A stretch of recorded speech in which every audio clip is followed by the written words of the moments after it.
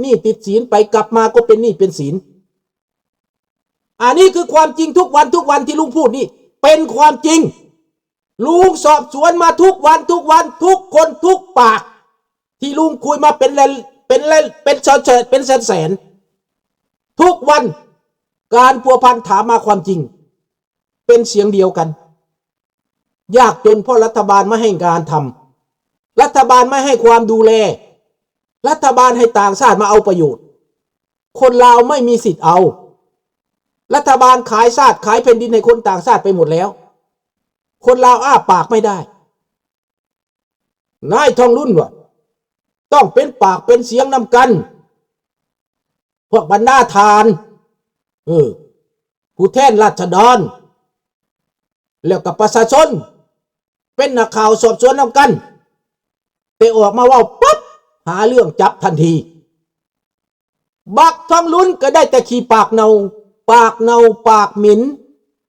คนก็บ่มีเครดิตแล้วเห็นแต่ลูกไผ่ตัวเองเลยบ่เห็นอย่างอื่นบ่เห็นความทุกข์ความยากของประชาชน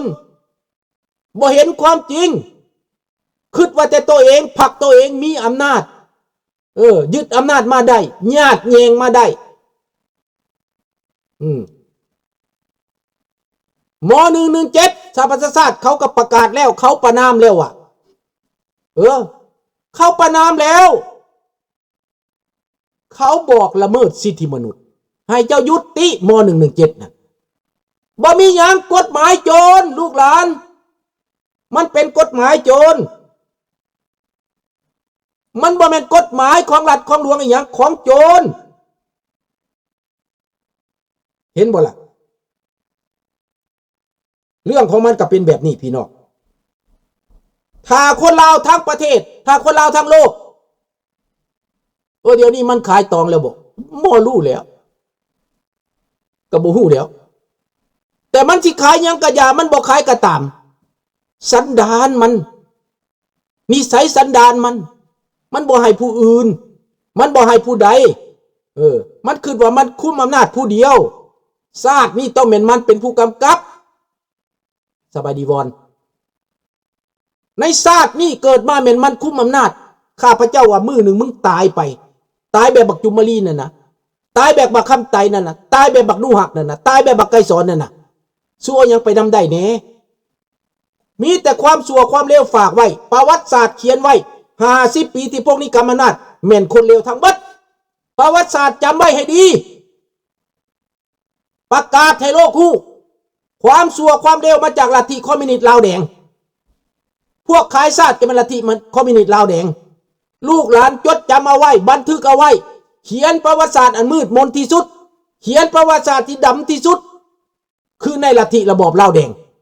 ขายชาติอย่างเอาเป็นเอาตายอย่างจนบ่เหลือหยังก็แม่นพวกลัทธิลาวแดงคือหยังคือคอมมิวนิสต์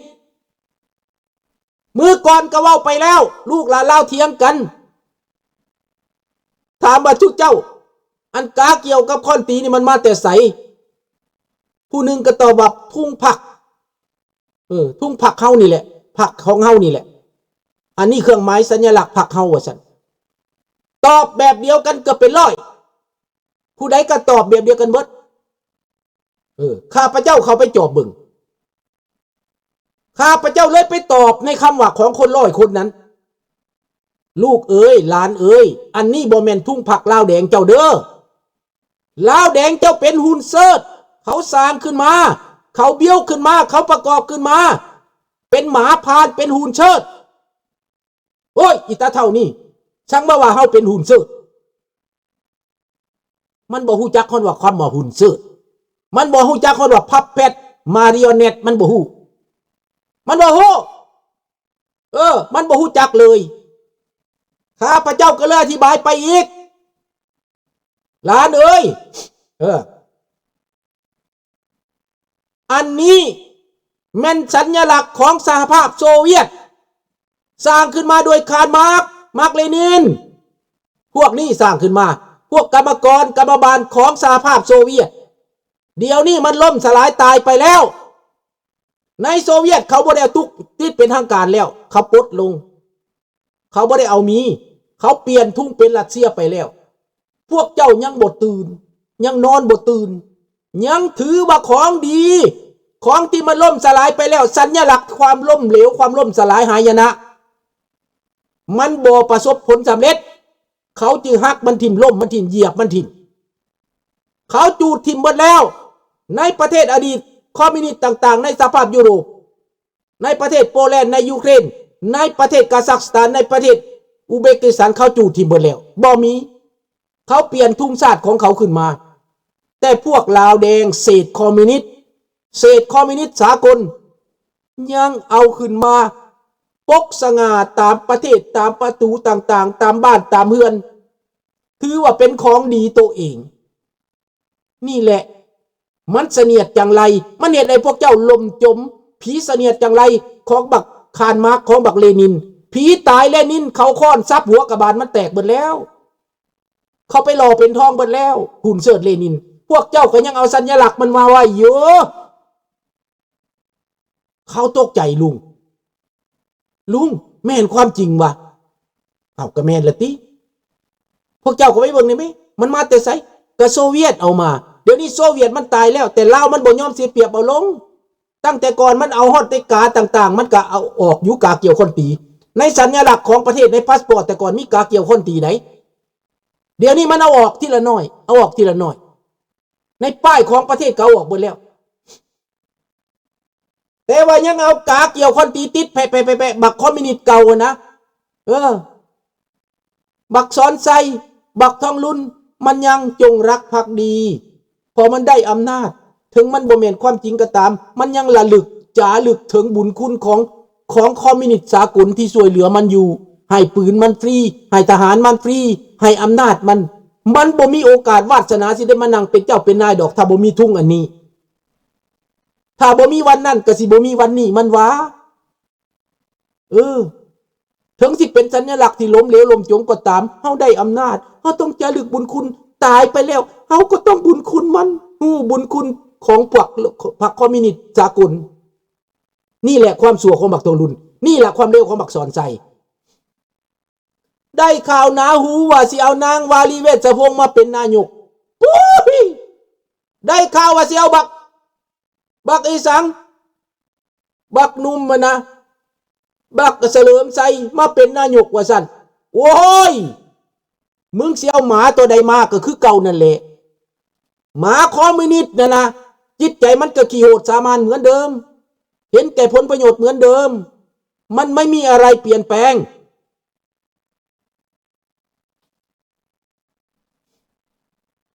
นั่นแหละขนาดเกาหลีเหนือมันก็ยังบ่ใส่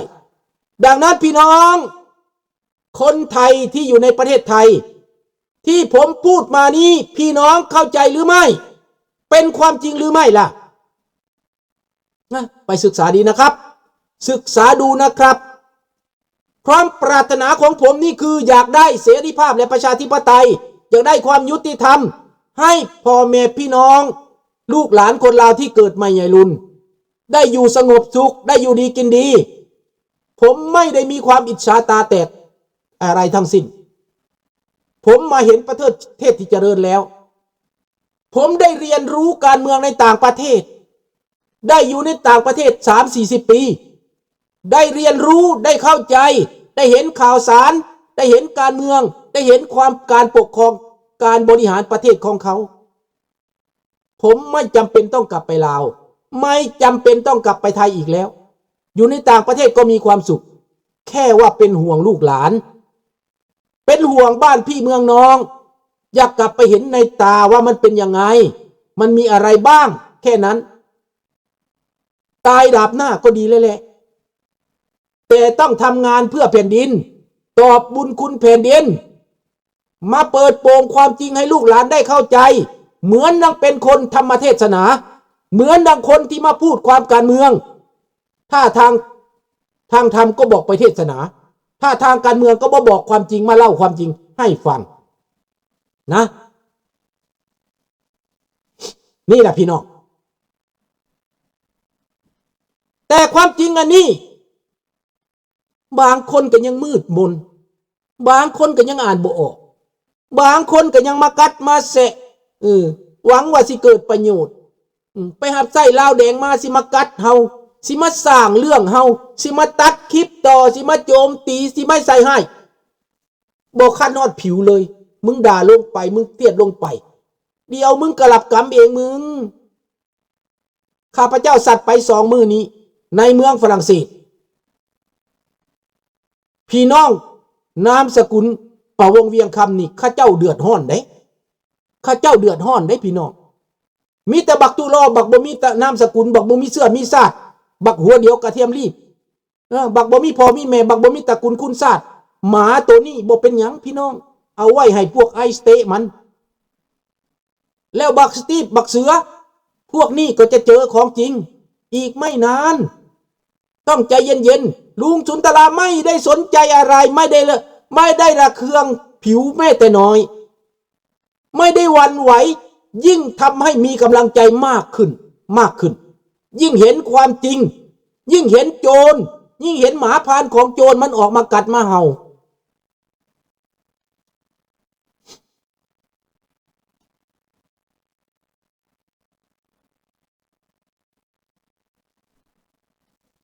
ไม่ได้ว่าตาตาราไม่ได้ว่าไม่ได้พูดอะไรลุงไม่ได้พูดอะไรแต่ตอนนี้ความจริงก็ปรากฏเลยนะมีนายตำรวจบางคนก็ออกมาพูดความจริงเลยนะตาตาราไปฟังที่อดีตผู้บัญชาการตำรวจแห่งชาติก็ออกมาพูดผมไม่รู้ชื่อนะไม่อยากพูดชื่อท่านก็มาพูดความจริงเลยปฏิเสธไม่ได้โลกเขาทำอยู่โลกพอเห็นอยู่ท่านมาพูดความจริงแล้วนะจะปิดบังอะไรไม่ได้หรอกนะลุงพูดไปก็พูดตามความจริงนั่นแหละแต่ไม่กล้าพูดหมดไม่ได้เพราะเราไม่อยากแตะต้องเราไม่อยากให้สะเทือนความคิดคนไทยที่ฟังก็โอ้ลุงสุนทราเขาอยากสื่อสารอะไรนะผมไม่ใช่คนโง่นะมาอยู่ในต่างประเทศนี่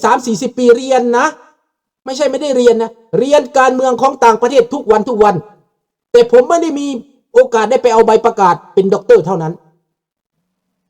ถ้าจะมาแข่งการเมืองความคิดการเมืองผมเป็นด็อกเตอร์มานานแล้วรู้จักไหมความคิดของผมมันชอบธรรมมันยุติธรรมมันเที่ยงธรรมผมเป็นด็อกเตอร์อยู่ในตัวเองในใจนี่แหละไม่จำเป็นต้องเอาใบประกาศได้ใบประกาศมาเป็นด็อกเตอร์เร็วๆก็ไม่อึดไม่อยากนี่คนที่เป็นคนธรรมดาแต่มีความซื่อสัตย์ซื่อตรงและจริงใจก็เป็นด็อกเตอร์ในใจตัวเองได้เป็นที่พึ่งของครอบครัวบ้านพี่น้องญาติพี่น้องได้ใช่ไม่ต้องพูดชื่อท่านก็ได้นะท่านนั่นแหละพูดความจริงนั่นท่านนั่นแหละตัวจริงแต่ทำงานไม่ได้เขาไม่ให้ทำเขาไม่ให้พูดผมก็ยิ่งพูดไม่ได้แล้วนะนี่พูดไม่ได้อันนั้นน่ะโลกมันยังเป็นอย่างนี้อยู่คนดีไม่มีที่ยืนคนเลวรุ่งโรจน์พรรคพวกเล่นพรรคเล่นพวกตัวใครตัวมันประเทศลาวอยู่ในแบบนี้แหละบักทองรุ่นเก่าแต่ลูกแต่หลานเอาแต่พรรคแต่พวกบักสอนไส้เก่าแต่ลูกแต่หลานแต่พรรคแต่พวกบักเสลิมไส้กับพวกเดียวกันนางวาลีก็จะทำอะไรได้นางวาลีก็เป็นเพียงหุ่นเชิดเป็นลูกหลานปฏิวัติเป็นคนที่มีผลประโยชน์ทับซ้อนพูดก็แค่พูดนั่นแหละให้ดูดีเฉยๆถ้าคนมันจะเปลี่ยนประเทศมันต้องเปิดให้มีประชาธิปไตยขอแข่งนะขอเป็นผู้แทนแข่งกับนางวาลีเวชพงศ์ขอเป็นผู้แทนต่างที่ว่าอยู่ในนอกบัญชีเป็นผู้แทนที่แข่งกันกับบักสอนไซหรือว่าบักเสลิมไซเอานะมึงจะแน่ขนาดไหนกูไม่ได้แคร์พวกมึงดอกนะวาลีเวชพงศ์ก็แค่นั้นแหละเราไปสืบตามดูมันก็แข่งได้ไต่เต้าขึ้นมาด้วยการยกยอปอปั้นกันขึ้นมาไม่ได้ใส่คุณงานความดีอะไรไม่มีนางวาลีเวชพงศ์ก็ถือยกยอปอปั้นขึ้นมาสร้างขึ้นมาว้าวเฉย บ่ได้จริงใจบ่ได้เสียสละมีผลประโยชน์